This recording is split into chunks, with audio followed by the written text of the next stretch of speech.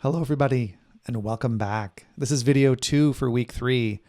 The slide that I currently have up on the screen has a picture of a paint splatter, blue-green in color, and the question inside of the paint splatter reads, what is the disability rights movement? And that's going to be our focus for this section of the lecture. Defining it, talking about goals, strategies, and so on. And then we'll talk about some of the policy initiatives in later videos.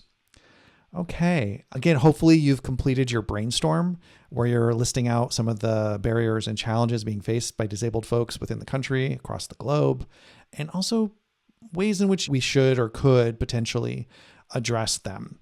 Disability rights movement, what is it capable of accomplishing with its tactics and its priority goals?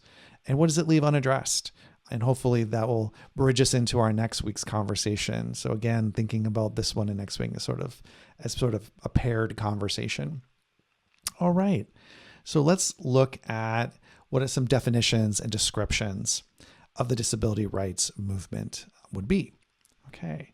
So the disability rights movement, as I mentioned earlier in the previous video, is a global social movement that primarily relies on governmental policies to secure equal rights and opportunities. So it's more reform based. It tends to work within the system. It's trying to create policy victories and goals to address areas of inequality and oppression. Another way of describing it is an ongoing civil rights struggle to gain full citizenship, equality, independence, autonomy, and full access to society. You're going to see the word independence pop up a lot in our conversation with the disability rights movement. Its goal is often one of its critiques and one of its strengths, depending on what angle you're looking at it, is that it's by focusing on independence that it doesn't really fully understand necessarily the human nature of interdependence, which is going to be addressed in next week's disability justice.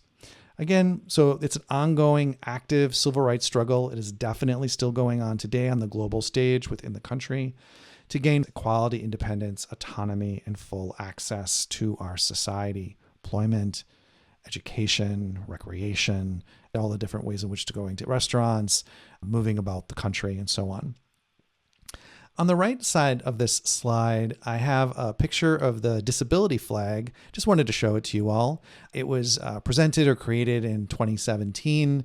The flag is tricolored. It has 3 equally sized horizontal stripes, the top one being gold, the middle being silver, and the bottom being bronze. The flag is intended to represent people with disabilities, their struggle for rights, and other related concepts, other related to the disability pride movement. Yeah. So again, just to say more, disability rights movement is really about trying to address the treatment and perceptions of folks with disabilities. And the work of this has been going on for a long time. We're going to focus on stuff starting in the 60s and the 70s, but really the struggle has been going on, and you can trace historical lines all the way back to the 1800s, particularly when we look at the deaf and hard of hearing community. This work has been ongoing for a very long time. Okay. So what are some of the goals and demands of the disability rights movement? One of its goals or demands is accessibility and safety and architecture. So the built environment, transportation, buses and trains and taxi cabs, and in general, the physical environment, access to parks, sidewalks, curb cutouts. Again, the barriers like being able to reach the buttons, being able to open a door into a building. Is there steps in front of a building that will prevent someone in a wheelchair from accessing that space? Is the doors wide enough so that someone could wheel into a bathroom stall or get into an elevator, touch the elevator buttons? Again, sort of thinking about the accessibility of the built environment, but it also goes into the natural environment too. It's not just architecturally designed spaces.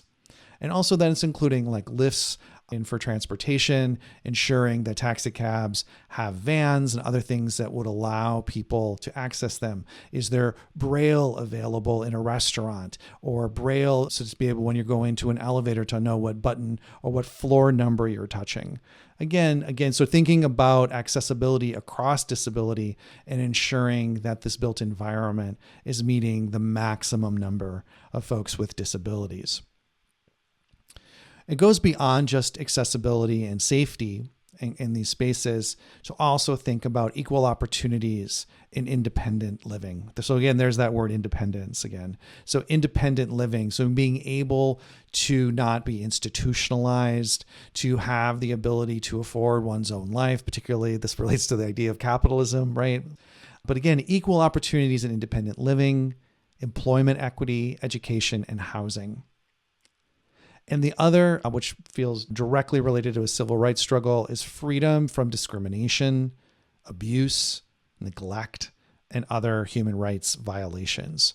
So again, this is a quick summary, but if someone says, what is the disability rights movement trying to accomplish? It's about accessibility, safety, equal opportunity, and freedom from oppression, discrimination, abuse, and other human rights violations. So some of the barriers that the disability rights movement is trying to address, some of these are grand and large, and some of them are more specific. And so the first one is attitudes and stereotypes. So changing through education, through advocacy, how people understand and think about folks with disabilities. Remember earlier, a couple of weeks back, I talked about the idea of critical disability is like disability affects everybody. Particularly when you think about disability across the life course, thinking about how people's abilities change based on sensory demands or sort of the contextual environmental spaces in which they're operating in. People's opportunities are often limited by the stereotypes that people hold. This is often the space in where prejudice, discrimination live, microaggressions. Are you going to be able to get the job? Are you invited in for an interview? Again, so these attitudes are often created by people who see people with disability in some very particular way. Attitudinal barriers can be witnessed through bullying, discrimination, people's microaggressions and their fear or their avoidance of people with disabilities. It can be seen in family members or teachers, who include or hold like low expectations for the quality of life, their educational attainment, their employment attainment. And we know from lots of research that the attitudes we hold often have a pretty profound impact on the services we provide, the quality of education we provide, and also those attitudes often get internalized, which is one of my bullets coming up in a second. And so speaking of like architectural design, transportation, one of their barriers they're trying to remove is environmental barriers. Again, that there is an alternate way to get through. It's not just a revolving door that a wheelchair can't fit into or someone with a cane can't navigate. That there is, in addition to the revolving door, that there are main doors in which you can walk through on the left or the right side, that there are ramps leading in. So again, addressing the inaccessible environments and basically trying to create inclusion through these environmental ways that we build things. Yes. Also addressing institutional barriers. This includes barriers by law, by public policies, by practices within education, employment. Again, this is about trying to eliminate oppression and discrimination at the institutional policy level. And some other barriers that the disability rights movement is trying to address through its struggle is going and addressing those internalized barriers. So those low expectations, those attitudes, not being able to access environmental spaces, being excluded or discriminated publicly by policy, those things get internalized through educational experiences, through peer interactions. Yeah, and that becomes, later depression, mental health, low self-esteem. Again, that stuff that's happening on the outside is getting transcribed on the inside, and disability rights movement is absolutely trying to remove these barriers, and that's including that sense of inadequacy, because the idea of being disabled and inadequacy, those two things need to be broken. They're often created through these other barriers and then written on the inside. Trying to create data and statistics to describe the full human experience of folks with disabilities. Again, it's hard to inform public policy, design the best practices if you're not even knowing what the needs are, how many people are in the population, ensuring that people aren't made invisible.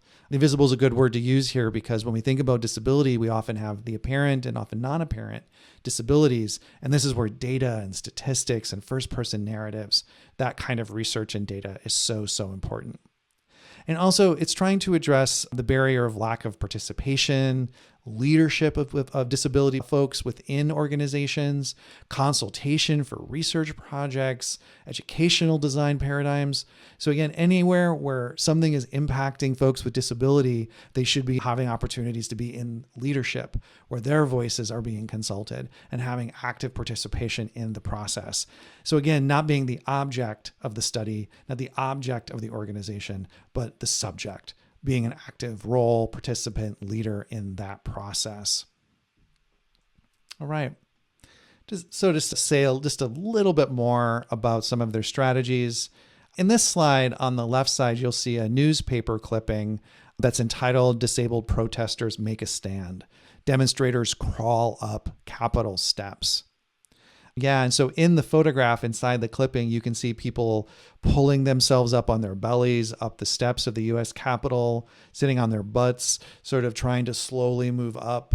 Again, this was a protest that was done many years back, trying to get full access to society. And so some of the strategies of the disability rights movement includes, basically, it is an organizing movement. It's about trying to create negotiations between organizations, public policies, trying to change communities. It primarily relies on direct action, so protests, sit-ins, buy-ins, taking over buildings. And so very classic, consistent things if you're familiar with other actions during the other civil rights movements, the queer liberation movement, gay liberation movement, the Black liberation movement. They're using very, very similar tactics in which to change these policies. They engage in public awareness campaigns through education, interviews. And so again, it also is about working directly with the government, trying to use the Constitution, the Bill of Rights, to continue to win these incremental changes, to create a more equal, more accessible, more fair environment. So full inclusion at the government and at the level of citizenry. All right. So again, just sort of broad overview of some of the strategies, the disability rights movement. And when you watch the videos, you'll get to see several or all of these through lots of really great archival video footage. All right. So the disability rights movement also tries to implement its changes, primarily through the government, as I mentioned. It uses government consultation with disabled people organizations or DPOs. Again, there are many, many, many different kinds of disabled people organizations across the country. Many are diagnostically focused, represent a particular medical diagnostic group, like people living with cerebral palsy. They can be other population specific, women living with disabilities, queer people with disabilities. And also there are cross-disability organizations like Disability in Action, which is going to be featured in one of the videos, where it's sort of a coalition of folks, regardless of disability diagnostic or population. Again, many of these organizations are the direct way in which this action is taken, and they try to consult directly with the government to try to make changes that are relevant to that population, that diagnostic group, or a cross-disability group.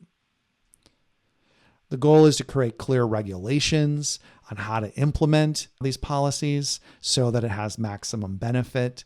Again, so they're working to codify common sense. What does accessibility look like? How should we clearly define what a disability is?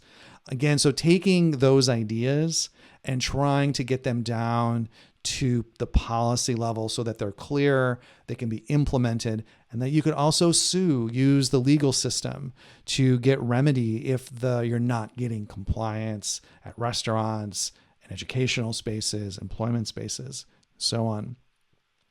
They use the government to educate and train. They provide technical assistance when these things are being implemented. And yeah, it's basically the integration of disability throughout all policies and practices. And so they're using the government to do the consultation, require and federalize trainings, education, ensure that there's technical assistance so that when a school is trying to implement this or an employer is trying to implement this new policy, that there's resources, an office in which they can call and get guidance and help. Again, so that we're seeing, from the policy initiative through its implementation, through its enforcement. Also, the disability rights movement is also trying to engage with the civil and legal society. I guess I hinted at that a little bit earlier.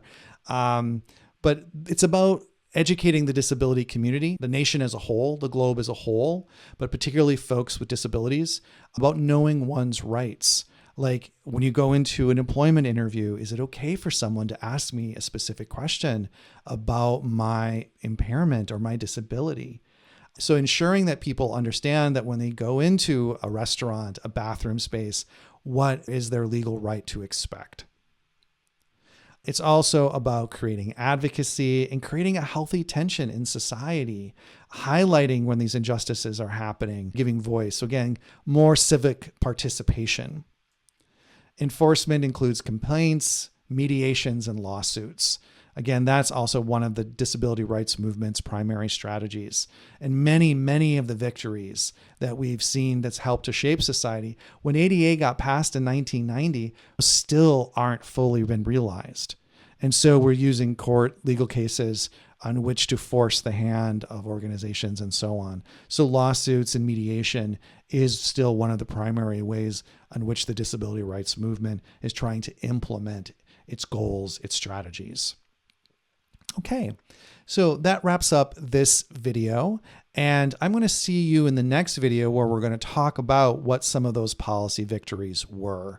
Okay, I'll see you there. Take care.